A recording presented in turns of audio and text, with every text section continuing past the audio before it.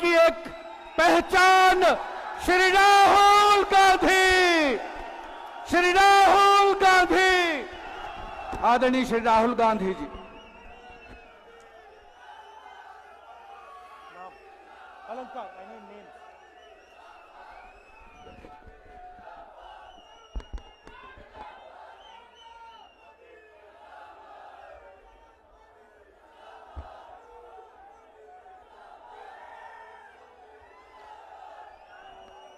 राजीव शुक्ला जी, सुखविंदर सुक्खू जी, भूपेश बघेल जी, मुकेश अग्निहोत्री जी, अनिरुद्ध सिंह जी, सुदर्शन बबलू जी, हमारे कैंडिडेट्स सतपाल सिंह रहजादा जी, जरा आगे आइए।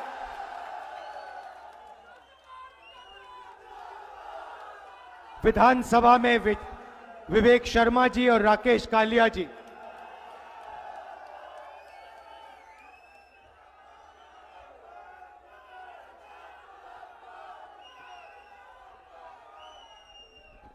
स्टेज पे कांग्रेस पार्टी के वरिष्ठ नेता, हमारे सारे के सारे प्यारे बब्बर शेर कार्यकर्ता,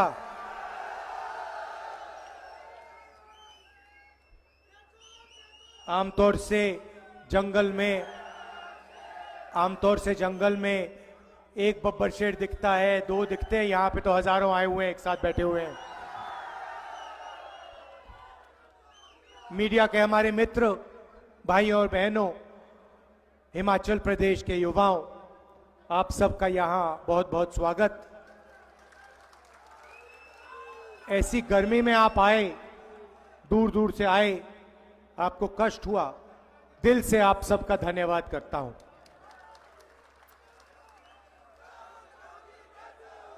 अच्छा, मोदी जी के जो इंटरव्यू हैं आपने देखे? ये वो चमचे वाले, 4 चमचे बैठ जाते हैं, सवाल पूछते हैं नरेंद्र मोदी से, देखे आपने? ये नरेंद्र मोदी जी से पत्रकार पूछते हैं, नरेंद्र मोदी जी आप आम कैसे खाते हो? छील के खाते हो या चूस के खाते हो? एक और चमचे ने पूछा, नरेंद्र मोदी जी देश में कहा जा रहा है, भैया शांत हो जाएं, डिस्टर्ब मत कीजिए। देश में कहा जा रहा है कि अमीर लोग अमीर होते जा रहे हैं, 20-25 अमीर लोग अमीर होते जा रहे हैं, अरबपति बनते जा रहे हैं, और गरीब लोग गरीब होते जा रहे हैं। तो नरेंद्र मोदी जी आप इसके बारे में क्या सोचते हैं? तो नरेंद्र मोदी पहले 20-25 सेकंड सोचे ऐसे,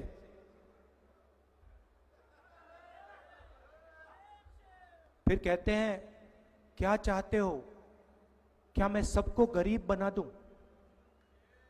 आप सोच देखिए, सवाल गरीब बनाने का नहीं है।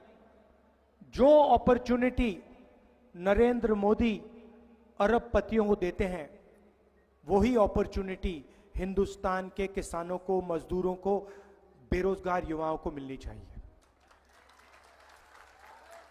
आपने पता नहीं देखा ही नहीं देखा, पुणे में एक अमीर घर का बेटा पोर्श गाड़ी, शराब पी के, 17 साल का बच्चा शराब पीकर पोर्श गाड़ी को 200 किलोमीटर प्रति घंटा चलाता है 11 बजे रात को, 2 लोगों को मार देता है। कोर्ट उसे कहता है कि 300 शब्द का ऐसे लिखो। अब अगर bus driver, truck driver, auto driver, Uber driver गलती से किसी को मार देता है, 10 साल की सजा होती है, चाबी उठा के फेंक देते हैं। ऊबर ड्राइवर से, ऑटो ड्राइवर से, बस ट्रक ड्राइवर से ये क्यों नहीं कहते भैया 300 शब्द का ऐसे लिखो और चलाओ जितनी चलानी है ट्रक? क्यों? क्योंकि वो गरीब है, ये अमीर है। नरेंद्र मोदी जी ने 22 लोगों का 16 लाख करोड़ रुपया माफ किया है। 16 लाख करोड़ रुपया मतलब अगर आप 24 साल का मनरेगा का पैसा, 24 साल का मनरेगा का पैसा 22 लोगों का कर्जा माफ किया है। हमने किसानों का कर्जा माफ किया था, यूपीए की सरकार थी। अगर आप उसको 24 बार करोगे, उतना पैसा नरेंद्र मोदी जी ने 22 लोगों को दिया है। अदानी जी को हिमाचल के सेब का पैसा, हिंदुस्तान के एयरपोर्ट्स, मुंबई का एयरपोर्ट था, किसी और के पास था, उस पर सीबीआई और ईडी की इंक्वायरी होती है। एयरपोर्ट वो अदानी को दे देता है। अदानी को देने के बाद सीबीआई इंक्वायरी, ईडी इंक्वायरी सब बंद हो जाती है। पोर्ट्स दे दिए, एयरपोर्ट्स दे दिए, सोलर पावर, विंड पावर, बिजली, सारा का सारा इन लोगों को दे दिया है। कोई युवा आज छोटा सा भी बिजनेस चालू करना चाहता है, फूड प्रोसेसिंग का बिजनेस, सोलर पावर का बिजनेस, छोटा सा छोटा बिजनेस, उसको बैंक 1 रुपया नहीं देगा। वो लाखों करोड़ रुपए मिलते हैं उनको, और वो करते क्या है? चाइना का माल हिंदुस्तान में बेचते हैं। हमारे जो यहां पे स्मॉल और मीडियम बिजनेसेस हैं, जो रोजगार दिलाते हैं, उनको बंद करते हैं, उनको खत्म करते हैं। और यही काम नरेंद्र मोदी ने पिछले 10 साल में किया है। आप मुझे बता दो, 700 किसानों को शहीद किया। आप मुझे बताओ नरेंद्र मोदी जी ने हिमाचल के किसान, बाकी प्रदेशों के किसान के लिए कौन सी चीज की है? मुझे बताओ। एक काम नहीं किया। जब वो बाहर आए, काले कानून लाए, 3 काले कानून लाए अदानी और अंबानी वाले। जब किसान बाहर आते हैं, वो कहते हैं ये आतंकवादी हैं। 700 किसान शहीद हुए, उनको शहीद का दर्जा नहीं दिया। पार्लियामेंट में मुझे उसके बारे में बोलने नहीं दिया। युवाओं को 2 करोड़ रोजगार का वायदा किया था, कुछ नहीं मिला। और आजकल नया फैशन चला है। इंटरव्यू में नरेंद्र मोदी ने कहा कि मैं बायोलॉजिकल नहीं हूं। हिंदुस्तान के सारे लोग बायोलॉजिकल हैं। मतलब नरेंद्र मोदी अकेले हैं जो बायोलॉजिकल नहीं है। कहते हैं कि जो होता है मुझे मालूम नहीं कैसे होता है, परमात्मा कराते हैं, मैं परमात्मा का काम करने के लिए धरती पे आया हूं। अभी पता है क्या है? चुनाव के बाद जब अदानी जी वाली इंक्वायरी होगी, तो नरेंद्र मोदी जी कहेंगे भैया एयरपोर्ट मैंने नहीं दिया, परमात्मा ने कहा था, मैंने कर दिया। ये बहाना है। और मीडिया वाले, नरेंद्र मोदी कहते हैं परमात्मा मुझे ऑर्डर देता है, ये कहते हैं वाह वाह वाह वाह वाह, क्या बात करी।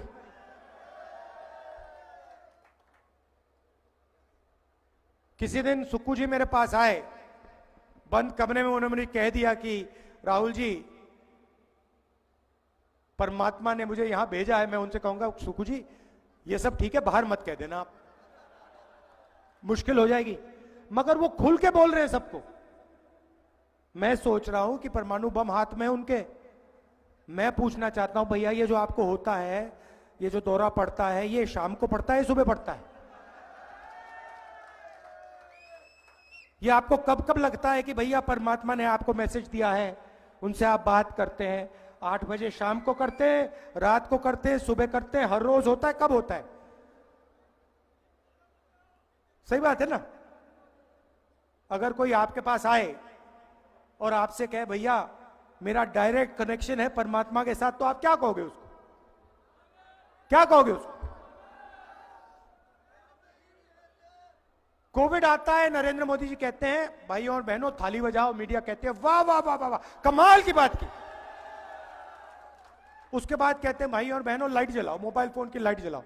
गंगा में लाशों का ढेर, वेंटिलेटर नहीं, ऑक्सीजन नहीं, देश का प्रधानमंत्री खुलकर कह रहा है कि थाली बजाओ, मोबाइल फोन जलाओ। उनका काम क्या है? उनका काम ऑक्सीजन देने का है, उनका काम हॉस्पिटल चलाने का है, उनका काम वेंटिलेटर चालू कराने का है।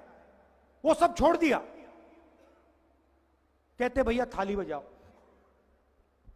और यही राजनीति इन्होंने पिछले 10 साल में की है। काम सिर्फ अदानी अंबानी का किया है। मजदूरों के लिए क्या किया बताओ? गैस सिलेंडर की बात होती थी, कहते थे 400 रुपए का गैस सिलेंडर हो गया है। आज कितने का है? 1200 का है। तो सारा का सारा काम इन्होंने उन्हीं के लिए किया है। और मीडिया में वो उनका चेहरा दिखाते हैं 24 घंटा। अदानी जी की मीडिया है, वो चलाते हैं नरेंद्र मोदी जी का चेहरा। कभी आपने देखा है हिमाचल के किसान को मीडिया पे? कभी देखा आपने किसान को या किसी बेरोजगार व्यक्ति को मीडिया पे देखा है? गरीबी की बात, महंगाई की बात कभी सुनी है आपने? अंबानी जी की शादी तो देखी होगी, 8 करोड़ वाली घड़ी देखी ना, डांस गाना देखा आपने वहां पे? मगर अगर आप हिंदुस्तान की जनता से पूछें, वो आपको कहेंगे भैया बेरोजगारी, महंगाई, भागीदारी, गरीबी, ये हैं मुद्दे। मीडिया कभी दिखाता नहीं है। अब उन्होंने 22 लोगों के लिए काम किया, 22 अरबपति बनाए।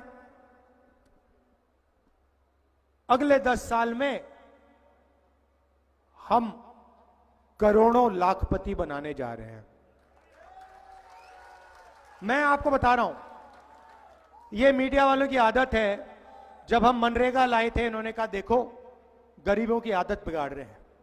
जब हमने किसानों का कर्जा माफ किया, कहते हैं देखो किसानों की आदत बिगड़ रही है।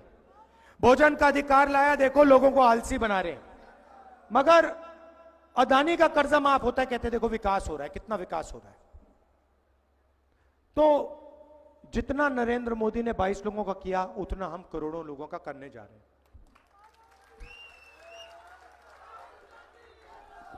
यहां पे महिलाएं आई हैं।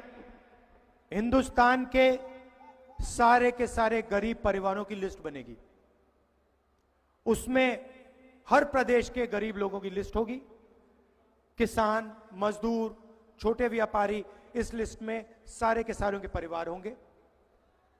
हर परिवार में से एक महिला का नाम चुना जाएगा। करोड़ों महिलाएं होंगी और उनके बैंक अकाउंट में हर महीने ठका ठक 8,500 रुपए डालेंगे। 8,500 रुपए महीने के, साल के 1 लाख रुपए करोड़ों महिलाओं के बैंक में डालेंगे। और वो तब तक चलेगा जब तक वो परिवार गरीबी रेखा से ऊपर नहीं आएंगे। ये रुकने वाला नहीं है, ये रुकने वाला नहीं है। अगर मीडिया वाले कहेंगे कि गरीबों की आदत बिगाड़ रहे हैं, अगर ये ज्यादा कहेंगे हम उसको डबल कर देंगे। वही काम हम किसानों के लिए करने जा रहे हैं। किसानों का हम कर्जा माफ करेंगे और गारंटी कानूनी मिनिमम सपोर्ट प्राइस हिंदुस्तान के किसानों को हम देने जा रहे हैं। मजदूरों को आज 250 रुपए मिलता है मनरेगा में, हम 400 रुपए देंगे। आशा और आंगनवाड़ी की महिलाओं को जितना भी आज पैसा मिलता है उसको हम दुगना कर देंगे। और जो हमारे युवा हैं, नरेंद्र मोदी जी ने आपको बेरोजगार किया। कैसे किया मैं आपको समझाता हूं। अदानी अंबानी की मदद की, छोटे व्यापारियों को खत्म किया, नोटबंदी, गलत जीएसटी लागू की, और जो लोग देश को रोजगार देते हैं, स्मॉल और मीडियम बिजनेस वाले, छोटे व्यापारी, दुकानदार, उन सबको नरेंद्र मोदी ने दबा के कुचला। अब हम ये सब बदलने जा रहे हैं। युवाओं को सबसे पहले हमने पता लगाया है। मैं 2 करोड़ की बात नहीं करूंगा क्योंकि 2 करोड़ झूठ होगा। मैं आपको सच्चाई बोलने आया हूं। 30 लाख सरकारी रोजगार हैं, खाली पड़े हैं, वो हम आपके हवाले कर देंगे। दूसरी बात, जैसे हमने मनरेगा में मजदूरों को रोजगार का अधिकार दिया था, वैसा ही अधिकार, रोजगार का अधिकार हम हिंदुस्तान के ग्रेजुएट्स को, डिप्लोमा होल्डर्स को, कॉलेज और यूनिवर्सिटी के ग्रेजुएट्स को देने जा रहे हैं। मगर ये रोजगार मजदूरी का नहीं होगा, ये अधिकार जॉब का अधिकार होगा, पहली नौकरी का अधिकार होगा। हम कैसे करेंगे? अदानी जी के बेटे, अंबानी के बेटे जब ग्रेजुएट करते हैं, उनको 1 साल की अप्रेंटिसशिप मिलती है। पिता के कंपनी में काम करते हैं, 1 साल की सैलरी मिलती है, ट्रेनिंग मिलती है और इस एक्सपीरियंस से जॉब मार्केट के दरवाजे उनके लिए खुलते हैं, आगे बढ़ पाते हैं। ये हिंदुस्तान के गरीब बेरोजगार युवाओं को मौका नहीं मिलता है। इसीलिए सरकार में, पब्लिक सेक्टर में, BHEL, HAL जैसी कंपनीज में, प्राइवेट सेक्टर में, सरकारी अस्पतालों में, सरकारी कॉलेजेस, यूनिवर्सिटीज में हम हिंदुस्तान के बेरोजगार युवाओं को 1 साल नौकरी का अधिकार देने जा रहे हैं। ये आपका हक है, ये आपका अधिकार होगा और अगर आपने सरकार से ये मांगा, सरकार को ये आपको देना पड़ेगा। जॉब 1 साल की होगी। एक प्रकार से जॉब मार्केट में एंट्री करने का तरीका है ये। 1 साल की नौकरी होगी, बैंक अकाउंट में महीने का खटाखट 8,500 रुपए जाएगा, साल का 1 लाख रुपए आपके बैंक अकाउंट में आएगा। ठीक है, तो हमारी सोच है कि जैसे नरेंद्र मोदी जी ने 22 लोगों को पैसा दिया, ये लोग इस पैसे को इंग्लैंड में जाके, अमेरिका में जाके, जापान में जाके खर्च किए हैं।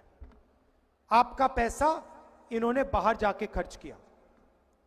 अब हम करोड़ों लोगों के बैंक अकाउंट में लाखों करोड़ रुपए डालने जा रहे हैं।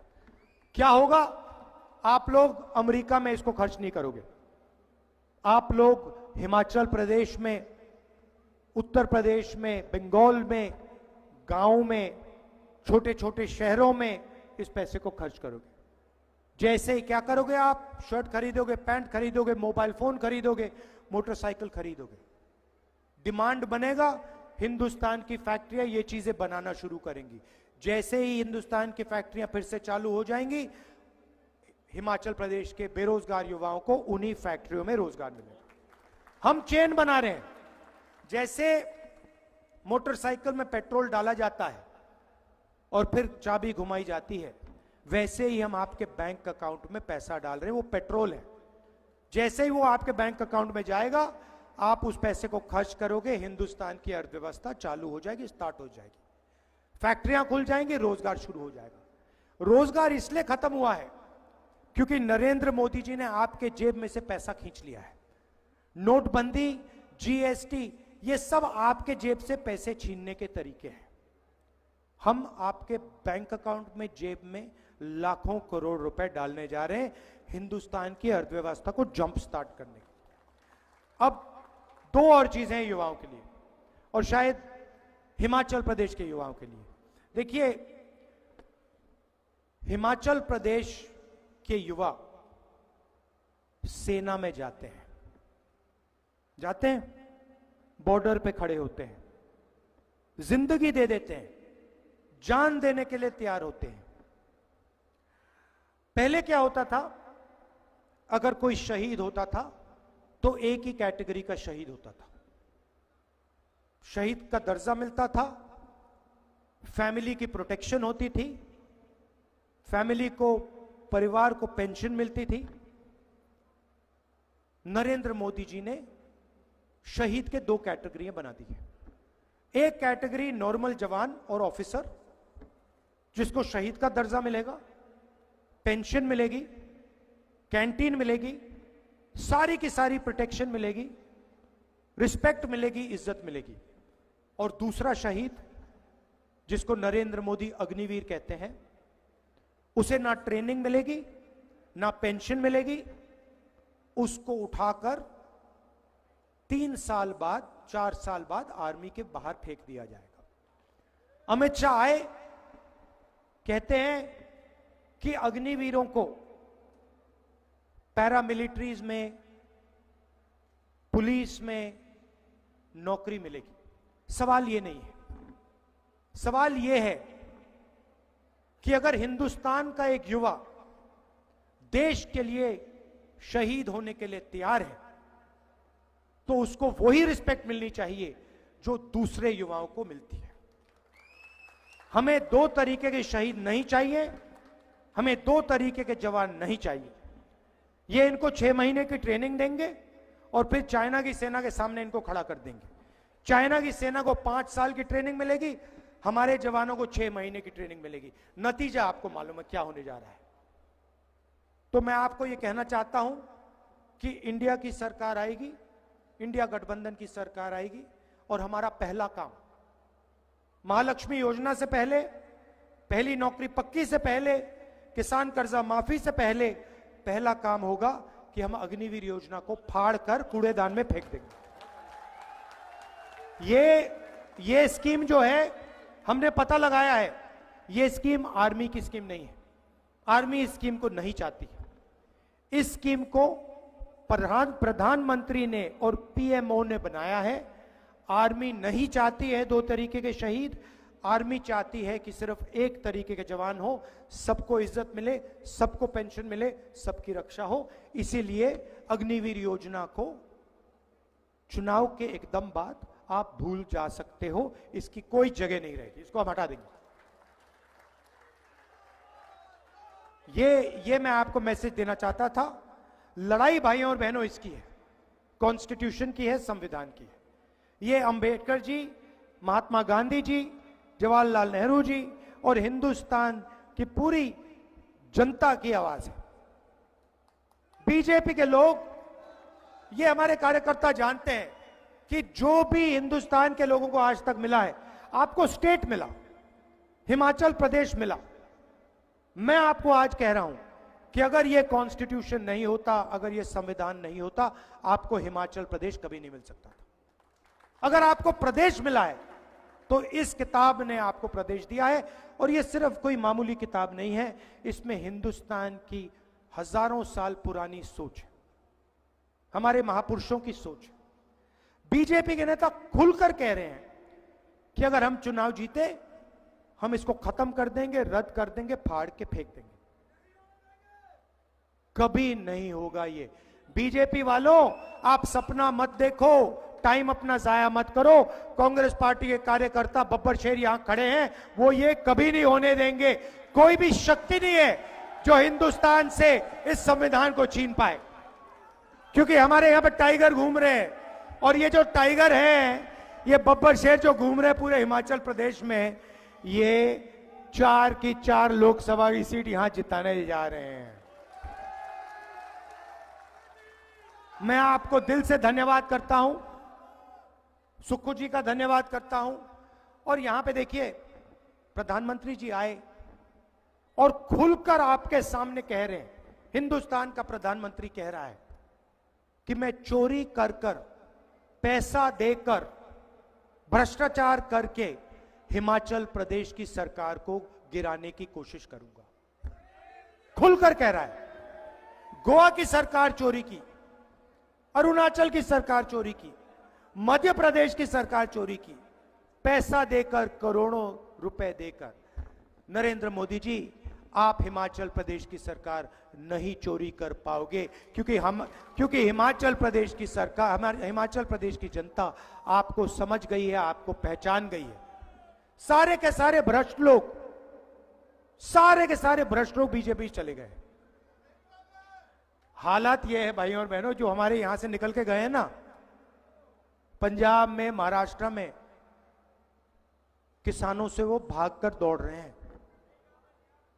भाग के दौड़ रहे हैं, सामने नहीं आ पा रहे हैं, क्योंकि सारा देश जानता है कि नरेंद्र मोदी भ्रष्टाचार के सेंटर है, एपी सेंटर है।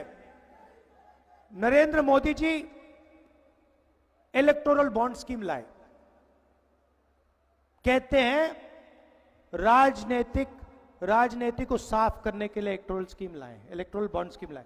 अच्छा, अगर आप इलेक्टोरल बॉन्ड स्कीम लाए तो जब सुप्रीम कोर्ट कहता है कि सरकार को डोनर्स के नाम बता देने चाहिए, आप डोनर्स के नाम बता क्यों नहीं रहे हो?